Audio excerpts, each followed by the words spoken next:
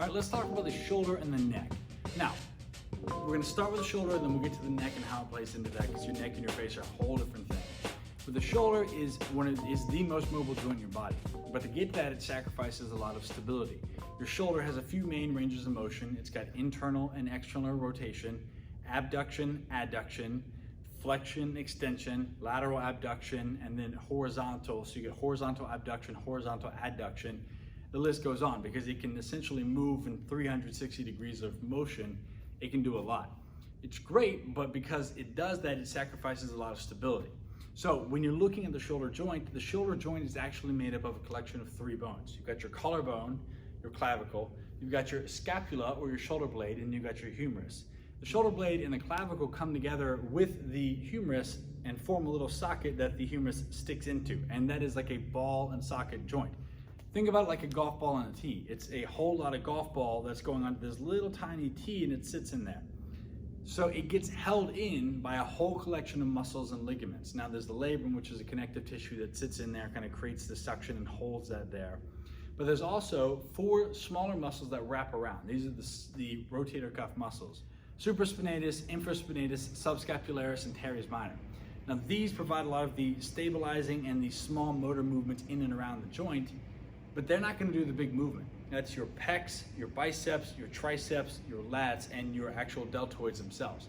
Those big movers are what create a lot of the strength and motion. Now, the other part of this is thinking that the shoulder is just one piece of this overall equation. Your scapula, so the shoulder blade, is another big part. And most of those big movers, so your biceps, your lats, even your triceps, attach on the scapula. Now your scapula is what moves, it glides around your upper torso like a mouse on a mouse pad, if you used to have one of those before trackpad. That is what creates and sets the posture, because remember, that bone is part of what creates the shoulder joint. That pulls back, it pushes forward, it creates the stability for that.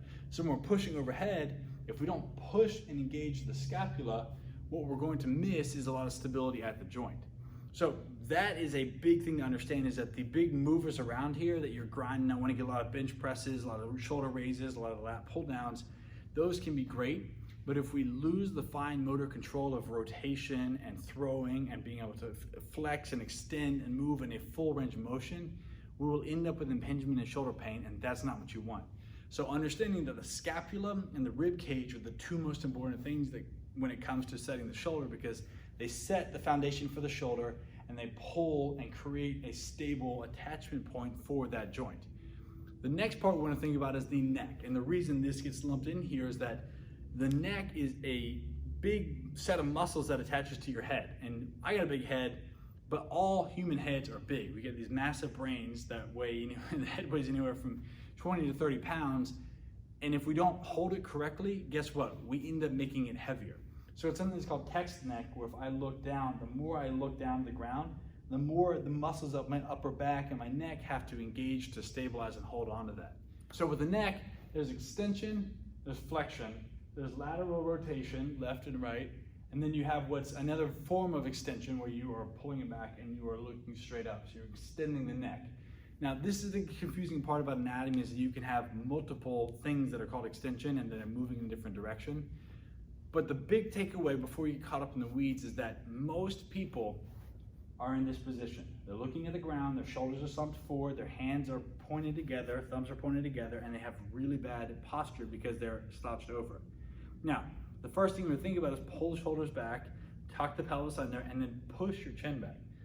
What you want to think about is that the position of your head is going to play a lot of importance into how tight your upper traps are. If you're one of those that has like really tight upper traps and you're stiff, working on strengthening your neck and your jaw is going to go a long way towards releasing some of that. Because if we can work on our neck flexors and pull our chin back, that takes the pressure off these upper back muscles. And so instead of rolling out our traps all the time and getting a massage from your friend, think about, I want to pull my chin back and stand up tall.